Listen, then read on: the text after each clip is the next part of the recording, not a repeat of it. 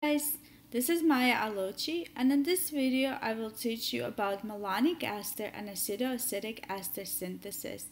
More specifically, we will learn how to correctly predict the products of the synthesis and also how to figure out how to do malonic ester synthesis or acetoacetic ester synthesis when the product is given and we have to go back to the reactants.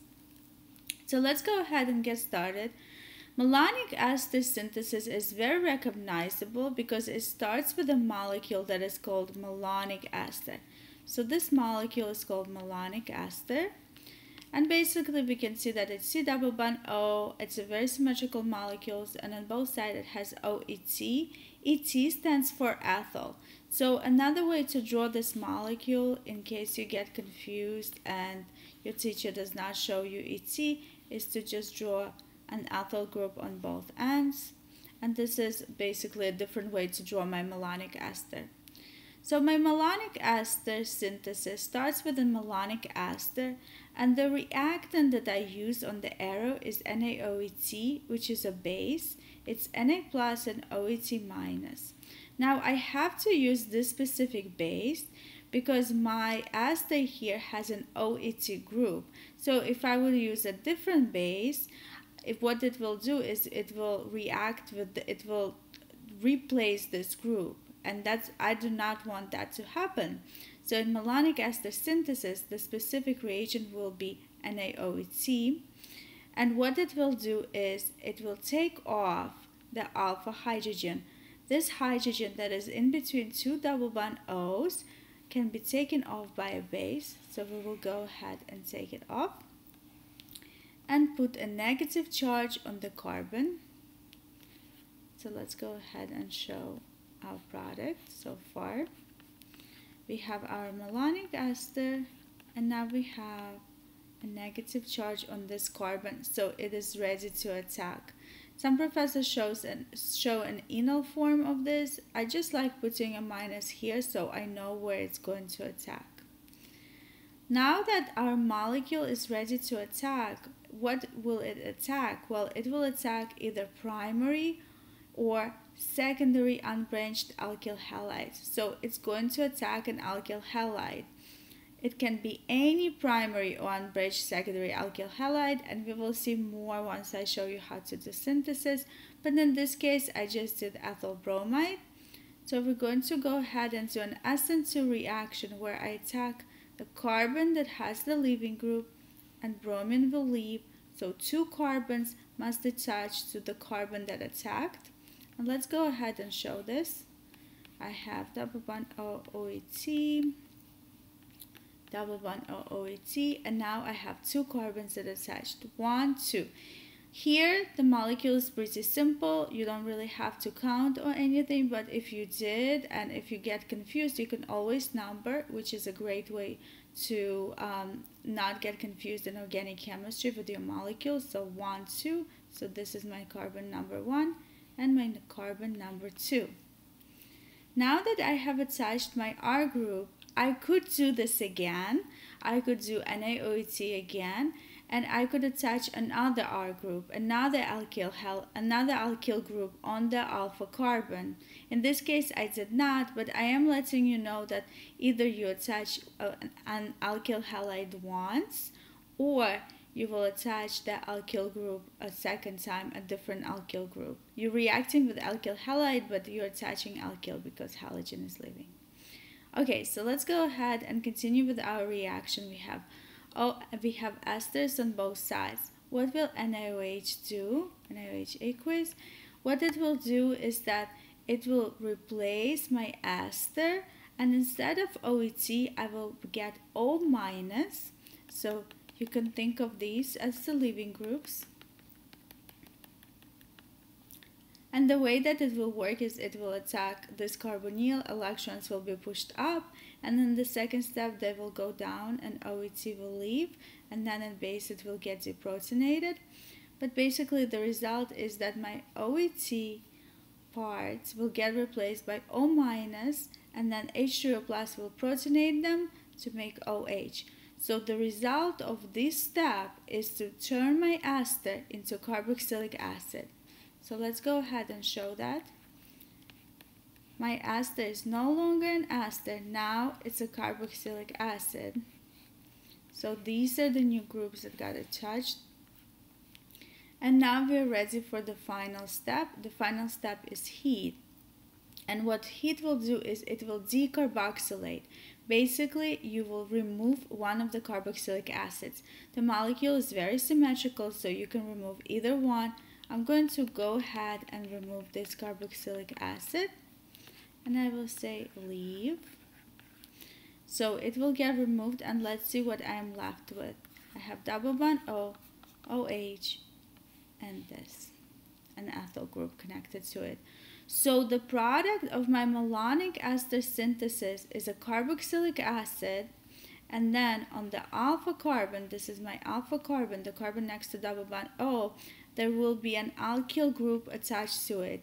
So let's just go ahead and highlight this group. This is the group that got attached to it. This is the group that got attached to my alpha carbon. Now let's go ahead and look at some synthesis and try this out.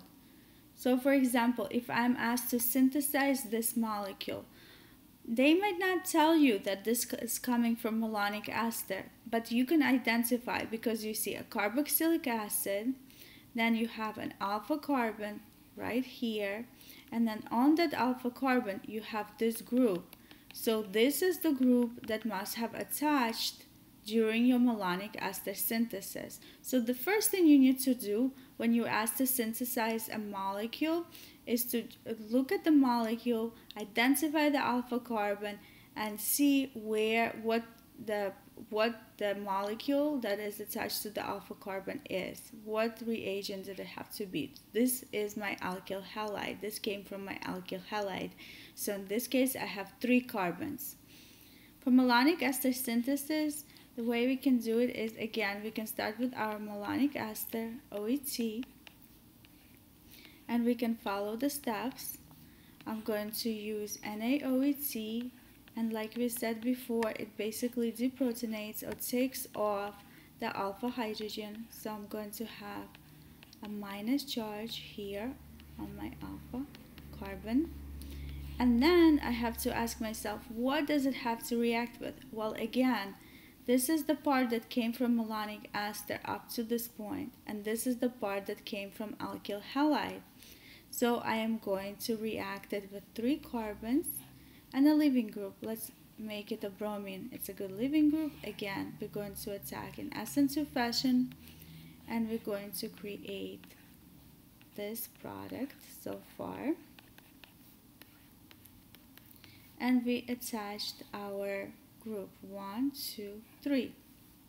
Now what we have to do is we have to follow our steps like before. So our steps will be NaOH followed by H3O+, and that will turn our ester into the carboxylic acid.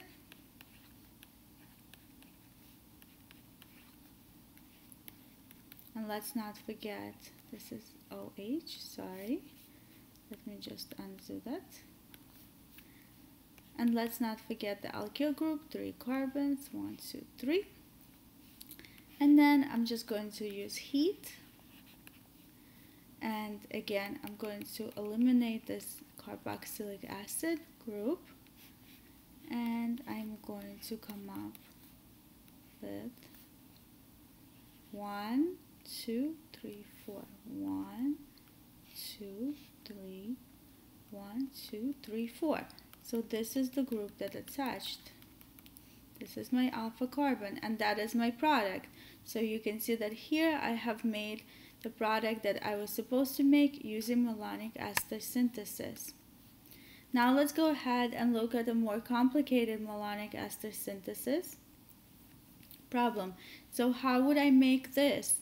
Again, where's my malonic ester synthesis? Where's my malonic ester? Sorry. My malonic ester is up to this carbon. This is the alpha carbon. So that means this part I attached to my alpha carbon, this whole part. And how did I make a ring? So I gave you an extra difficult problem, and I will show you how to make a ring with the alpha carbon. you can see that to the alpha carbon I attached 2 carbons. So that means I will have to do my deprotonation and attaching 2 carbons twice rather than once like I did before. So let's go ahead and get to it. I'm going to start with my malonic ester like I have done before.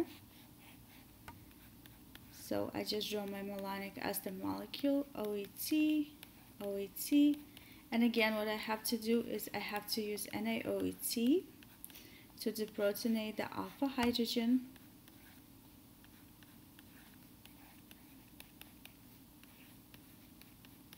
And I'm going to put a negative charge here. Now, the big question is, what must my reagent be here?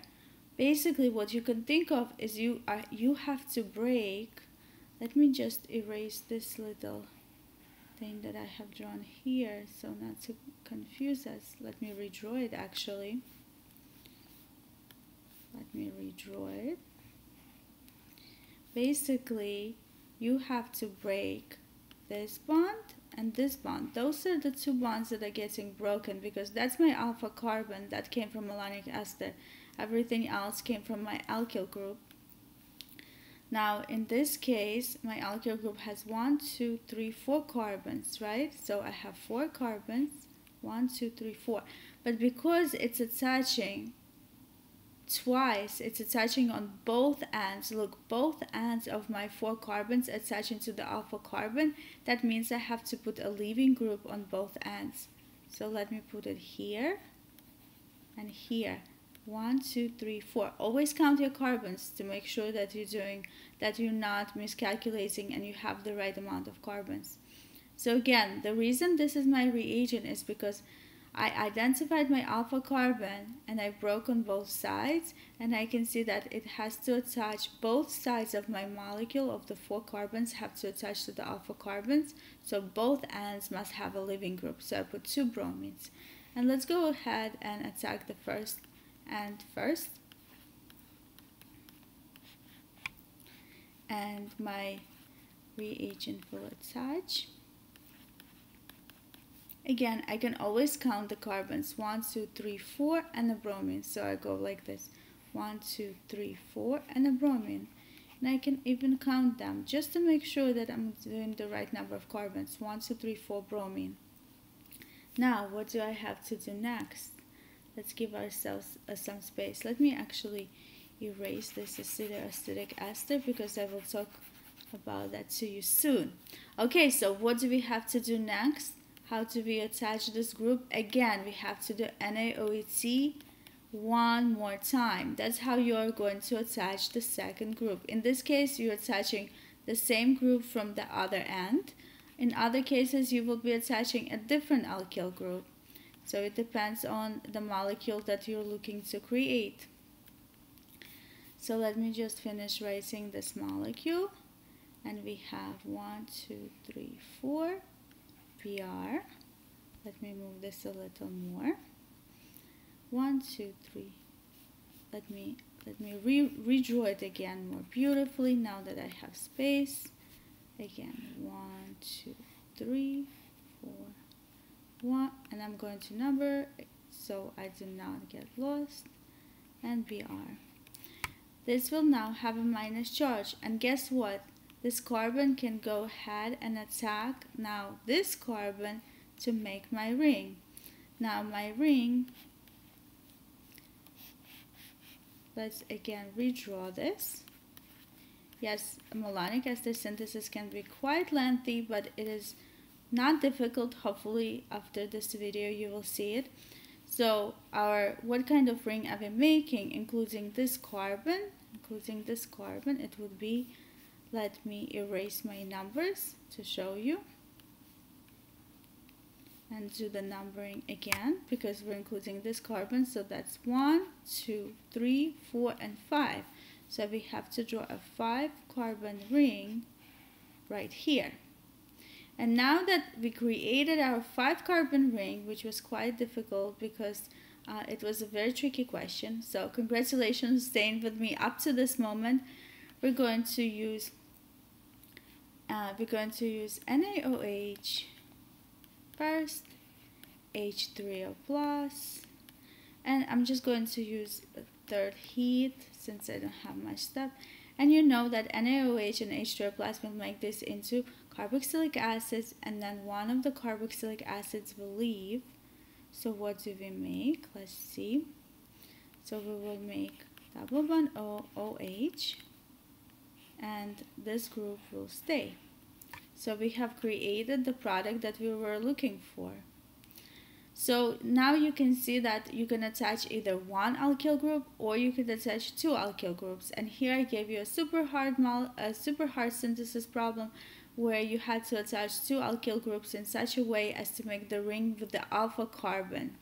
So we have seen this, and let's move on and let me show you how malonic ester synthesis is different or similar to acetoacetic ester synthesis. So in acetoacetic ester synthesis, the only difference is instead of malonic ester, you will start with acetoacetic ester. Acetoacetic ester. And this ester is pretty much the same as malonic ester except for this group. So instead of having two ester groups, you only have one ester group and you have a methyl ketone group here. Now the mechanism will be the same. You will deprotonate the alpha hydrogen, and the reagents will be the same as well. You will deprotonate, use NaOET to deprotonate the alpha hydrogen. Put minus here. And then you can use alkyl halide. Let me use my ethyl bromide group again. We'll attack, make the bromine leave.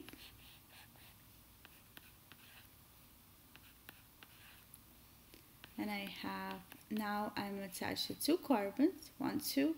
I could do it again and I could attach another alkyl group. What do you think? Should I attach another alkyl group or not? Let's go ahead and attach another alkyl group. Why not? So let's do NaOET again. And I'm going to attach another alkyl group. I will do an alkyl like this. Oops, I forgot my first group. Okay, first group is there. Now I can attach the second group.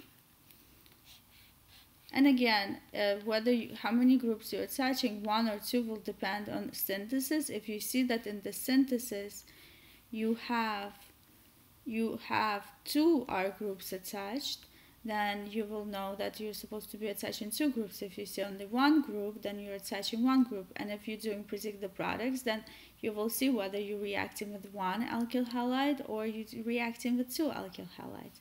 So here I attach my 2 groups, my ethyl and my propyl group. And let me not forget that this is an ester. And so we will do again our NaOH followed by H3O plus. And I'm going to also follow it by heat. And again, what this will do, but in this case, it's only this group that will be reacting. This will turn into carboxylic acid after the first 2 steps. And with heat, we will be able to remove it. So we will get a methyl ketone, and on the alpha carbon, in this case, I attached 2 groups. I attached this group, and I also attached this group, the ethyl group and the propyl group. So if you see that for synthesis, you have a methyl ketone, and on your alpha carbon, you have either 1 R group or 2 R group attached.